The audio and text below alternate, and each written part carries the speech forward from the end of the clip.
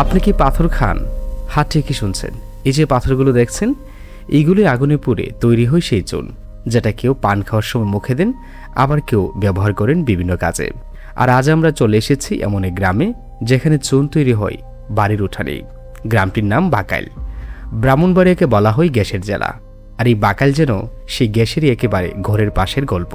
চলুন আজ দেখে আসি পাথর থেকে কিভাবে তৈরি হয় চুন, আর কিভাবে সেই চুন পৌঁছে যায় আমাদের পরিচিত পানের দোকান থেকে শুরু করে বিভিন্ন জায়গায়।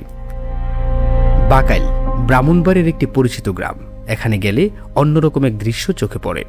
গ্রামের অনেক বাড়ির পাশে রয়েছে ছোট ছোট চুন তৈরির কারখানা বা চুল্লি। বড় কোনো ইন্ডাস্ট্রিয়াল ফ্যাক্টরি নয়, বাড়ির পাশেই তৈরি হয়েছে চুল্লি, আর সেখানে চলছে চুন তৈরির কাজ। লুট দিতেছি আমরা। এটা আমরা হাজায়া, এটা কাঁচা পাথর আমরা হাজায়া দিয়েছি।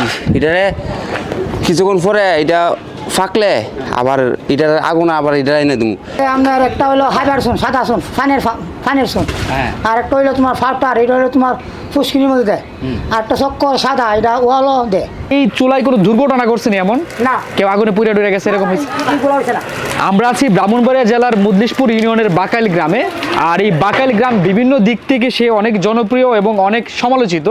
বাকাইল গ্রামের তিতাস নদী থেকে গ্যাস উত্তোলন হয় এবং সেই গ্যাস দিয়ে মানুষের রান্নার কাজ চলে, বিভিন্ন চুনের ফ্যাক্টরিতে কাজ করা হয়। আর আজকে আমি আছি বাকাইল গ্রামের একটি চুনের ফ্যাক্টরিতে, যেটি আজ থেকে 20 থেকে 25 বছর আগে তার যাত্রা শুরু করেছিল। চুনের ফ্যাক্টরিতে আসলে কিভাবে চুন তৈরি করা হয় তার সমস্ত প্রসেসিং আজকে আপনাদেরকে দেখাচ্ছি।